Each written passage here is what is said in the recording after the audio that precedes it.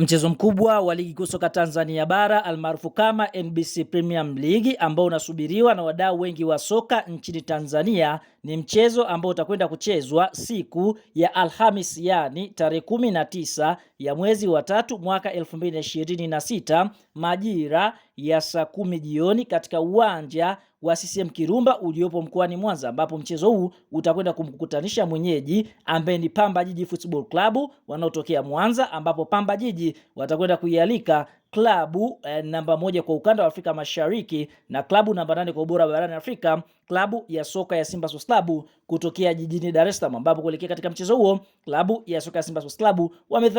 wamepania kufanya vizuri kuhakikisha kwamba wanakwenda kuondoka na ushindi mbele ya kikosi cha timu ya soka ya Pamba Jiji, huku Pamba Jiji nao pia wakitaka kuweza kuweka heshima kutaka kupata ushindi wakiwa nyumbani. Tuambie neno la comment katika mchezo huu, je, ni klabu gani ambayo unaona itakwenda kushinda?